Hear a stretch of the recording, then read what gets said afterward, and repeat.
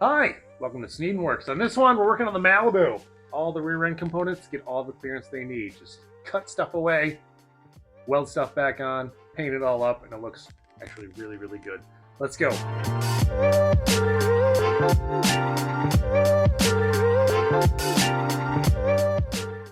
Time to start tackling things with the Malibu here. First thing I want to do is the fuel cell. The way that I mounted it up, I'm not happy with it. It hangs way too low.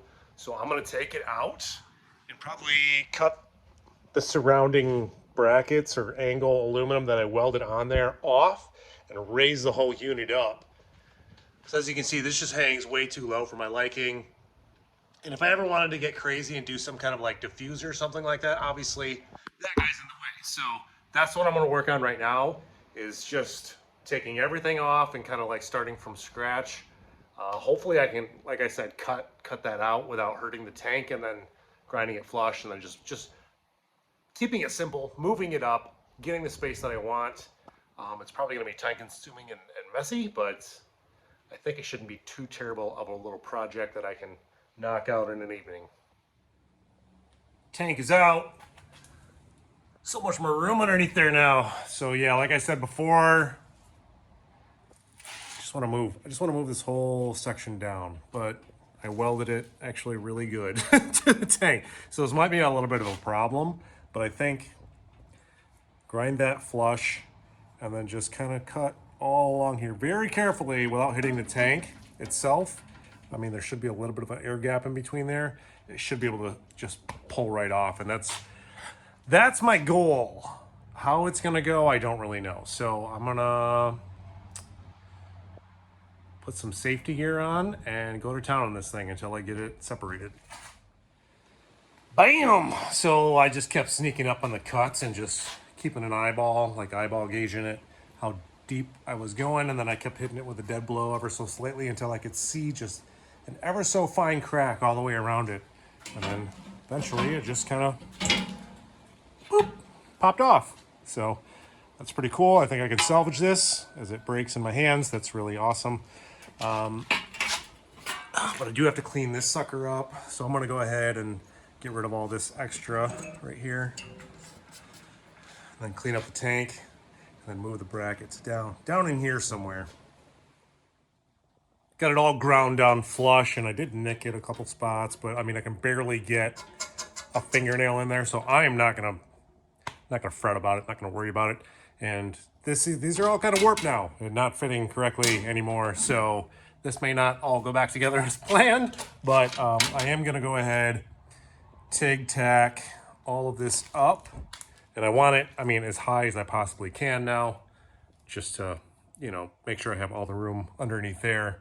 And it came apart in two different sections. So yeah, I'm gonna tack it, test fit it, make sure it's okay, and then go ahead and fully weld, or just, you know, stitch weld here and there in order to brace this up. Because not only is this tank like the fuel tank, but this brace acts as like a floor brace, and it keeps it from doing that. So I just got to make sure that all my holes and stuff still line up, which they probably won't. But anyway, I'm going to get to it. I'm going to go ahead, tack this up, throw it in. I'll show you what that looks like. I have all the braces tacked in, and majority of the holes actually line up. I am going to open them up just one more size with a Christmas tree bit in order to make sure that they can line up perfectly, because they're not. I know I'm going to struggle with some if I don't. So I'm liking this so much better on how much more higher it is and how much more clearance I have underneath here. I'm going to have to move the pump up too, so that'll be next. But for now, I'm gonna pull this guy out, finish weld that thing up, and then that's it for the tank.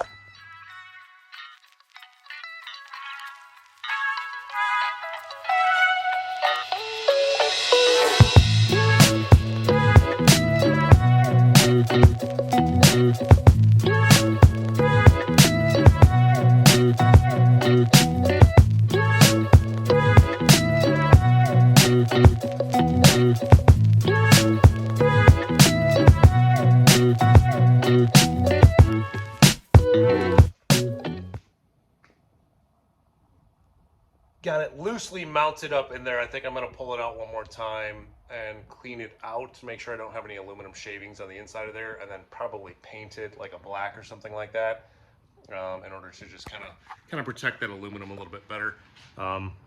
Just the inside where the trunk is, because I scuffed it up, made a mess of it when I cut everything off. Next though,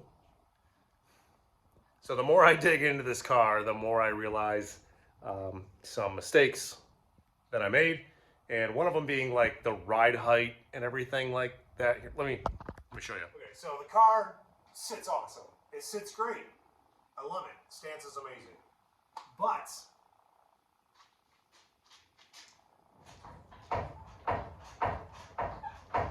that's all the travel I have before the axle goes ahead and smacks the bottom of the frame. So it kind of screwed up there. I might have to like pull everything out of it and frame notch it a little bit more in order to give the axle clearance, like in an old school way. Like just make a notch in order to make that happen. And the shocks too. The coilovers in the back, they're completely drooped out, and I have about that much travel, about the same amount of travel until like they max out. So I'm gonna have to redo the brackets that came with the kit in order to get a little bit more movement out of that. So that's what I got to work on next, I think. But it's late tonight, so we'll pick this up later, or right after this for you. But I'm going to jack this thing up. I'm going to probably tear everything out from underneath this car, make some marks, and start cutting away at everything I already did. New day. Next day, actually. I don't have a bunch of time, but I got enough time to hopefully get everything out from underneath the back end of this car and make some marks on where the new notches are going to go in order to get some axle clearance in there. So I'm going to get to it. I'm going to jack up the front end, jack up the rear end, and just start unbolting everything. That'll be fun. Time lapse. Let's go.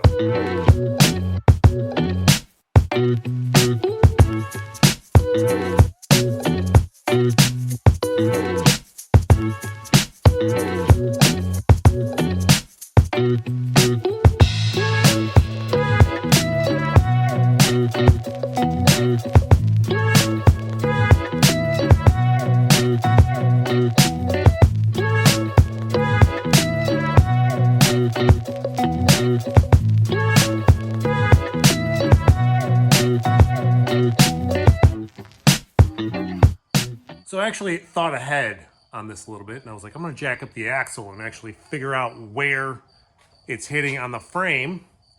Lo and behold, it's not even the axle that's hitting, it's the brake caliper. I have, as you can see, it's, what do you call that? Narrowed G-bodied frame. It's a pretty typical thing. It's a huge piece of plate that's welded in on this side, and then a bunch of plates that are welded in on the back side.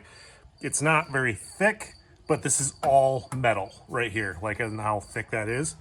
So structurally it should be fine, plus where the cage is tied in on the top here. And then it's got all the bracing on the backside there that you really can't see. But anyway, I jacked it up, and the caliper is hitting right there. And I've got a good couple, about 1.5 inches before the axle hits. So that is going to redo my thinking on what exactly has to happen here.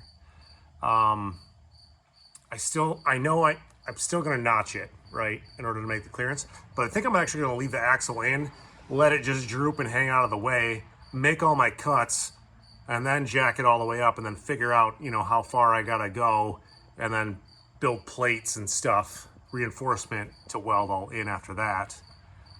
It's probably the smartest way to go about it. So that's what I think I'm gonna do. I'm gonna go ahead and I'm gonna make some marks and stuff like that, and then probably get the shocks out of the way because I don't want to ruin those whatsoever. Just 2 bolts up top here. I'm just thinking out loud, but yeah, that's what I'm gonna tackle next. And you can see this is my dual brake caliper set up for hydro brake and then the regular brakes. But the regular brakes, I bet if those things didn't have the e-brake set up on the back of it, they wouldn't hit. But whatever, got to deal with it. So yeah, let me make some marks and we'll go from there.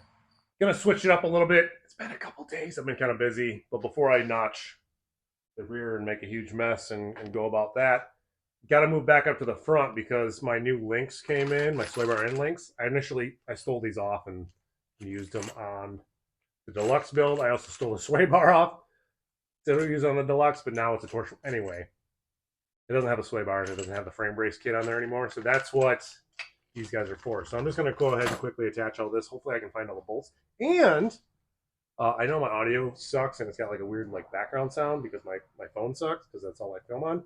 But I splurged and I spent all my YouTube money that I've ever earned, $14, on a set of mics. So I just got it attached to the phone. Hopefully it works. Otherwise it'll die and you'll never get audio again. That'd be just my luck. Yeah, let me knock this out a second. Then we'll move to the back probably tomorrow because I only got a couple minutes out here today. Got the sway bar in. You can see it right there, and then that's the frame brace right there. Trick is to keep everything loose before you hook it all up. Let's see if I can show you. So that's the link right there. All right, it's hard to see. But yeah, just, loosely bolt everything up. Then once everything's in its place, then you snug it all up and match it all up to make sure you have the same length on sway bar links side to side. This is that brace kit. I actually couldn't find the hardware that I used before up on the frame here, so I had to get some new stuff. That's why it's the next day, because I had to run and go and grab that. But that should help out, I would think. I don't know. They wouldn't come out with it if it didn't, right? Is that how companies work? Who knows? Anyway, we're going to move on to the back now. I'm going to make some marks out on where I need to do some cutting, put the axle up, make sure I have enough clearance, and then we'll start making some pieces in order to weld it back together. Using the old CAD method, cardboard aided design. Took some rough measurements, and then because of the, I don't know where it is. I'm using like a tube. There it is. See that guy over there? That's what I'm going to kind of use to fill this in. It's 1/8 plate steel, but that's for like bag mounts, but I'm going to sacrifice it in order to fill that in. It shouldn't be too much of it actually, but anyway, you'll see that when that comes up. Hopefully that'll all work out, but that's not right. So this is driver's side. After making rough measurements, I just took a piece of, construction paper and then traced out kind of where those marks are on the frame.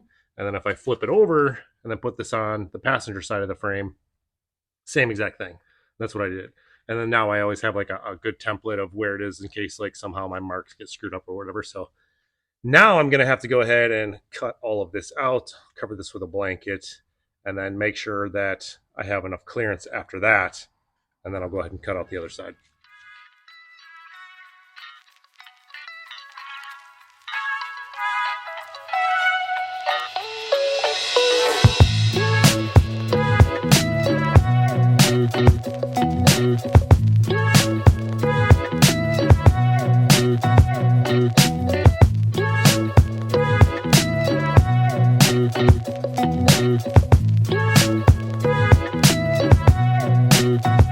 There we go. Just that easy. Just, keep cutting until everything is gone.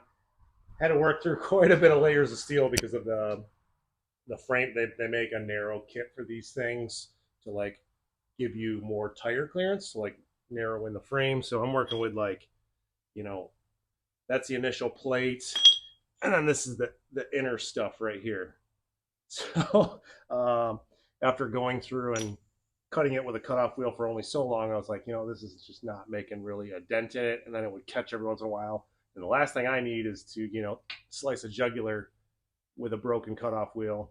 So I busted out the plasma cutter and I kept going to town on that until I got a rough cut and then flat disced it all smooth. As you can see, it's looking really good. Hopefully that'll give me more than enough clearance in there. Check it out on the backside underneath. So yeah, that's really all you're working with after that frame narrowing kit. Because I mean that's how thick it was, but now, only that. But structurally, should be fine.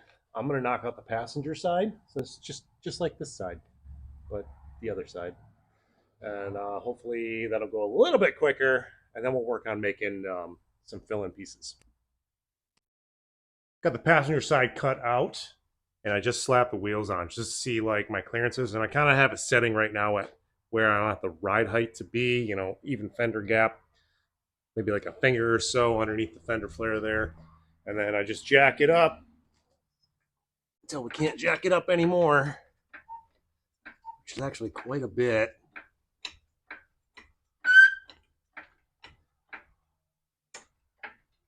There we go. And it's not hitting. Let's take a little ride underneath the car here. Oof. So as you can see now, we got tons of clearance between the brake caliper, the axle, the frame, and all that stuff. So I'm not worried about that. What it's hitting on right now is the upper control arm to the cross brace bar that I have welded in there, which isn't a big deal. I'm just going to leave it like this. The car will never be this low. And I think I'm going to build in some bump stops right here, rubber bump stops, dial them in so that they'll hit here before they hit there in order to save everything. Because I can't really even go much lower than this. Otherwise, the tire itself is going to hit on the inner fender structure. So I think this is pretty much well set. You can see the passenger side there too, all cut out. The clearances I have. So if I just weld in some 1/8 inch plate right there, it'll still give me plenty of clearance, plenty of stuff to play with. So that's what I want to work on now, is making a template in order to fit up in there so I can cut some metal out and burn that all in. Got my template made, pretty simple again, just using this construction paper and bent it to kind of fit up in here. Then I can see. Honestly, it's not very thick, doesn't really need much, so that's why I'm comfortable using the 1/8 inch steel plate on that tube piece. And I figure it's easier to, plus it's all I have, use this guy here, wrap this around like so, trace it out, cut it out, fine tune it, fine fit it, flatten it out where it needs to be flat, and then keep the curves where the curves are curves. If that makes sense. That's what I'm going to work on. Is tracing it out on this guy here, cutting it out, and hopefully you can get it so I can tack all this stuff in and then finish weld it. So I have the initial shape of it all shaped out. Fits pretty good, not perfectly, but this is where I'm going to just set it in place and kind of tack it where it fits best, and then kind of hammer it in where it needs to fit better, and then fully burn the thing in, probably grind it, smooth it all out, make it look like one good solid piece. That's my plan anyway, so let me get to that.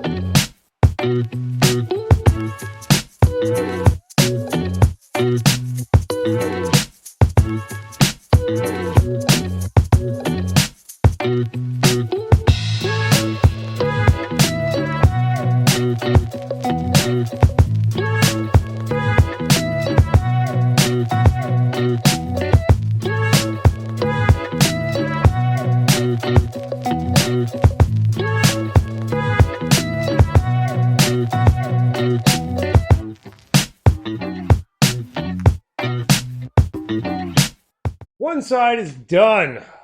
So I don't know if you guys know this or not, but welding upside down is pretty much the most fun you could ever have.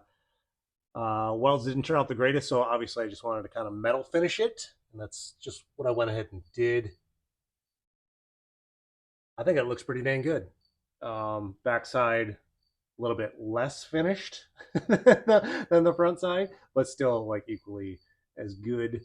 I cranked my welder way up to where it still worked, but then just made sure I had like really good penetration on the metal and kind of focused more on the thicker stuff and then brought it down into the thinner stuff.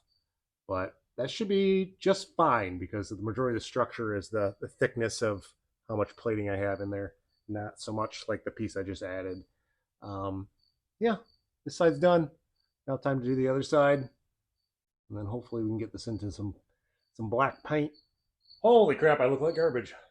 It's all metal shavings. That's cool. Don't get that in the eye. That would absolutely suck. Got the passenger side done.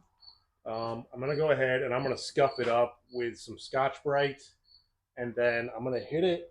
What do we got lying around? I'm going to hit it with some primer, some self-etch primer, and then some truck bed coating. So I really like this stuff. It just, just mist it on, give it a nice textured look, and this holds up a lot better than some of the paints that I use. So that's what I'm going to go with. Plus, I don't think I have any satin black that really matches that. So I'm just going to blend it in with this guy here. Let me get to it, and then that should be it for the frame rails. I am so glad that is over with. Went ahead and like I said, hit it with some primer, and I hit it with that truck bed liner, and it looks pretty dang good.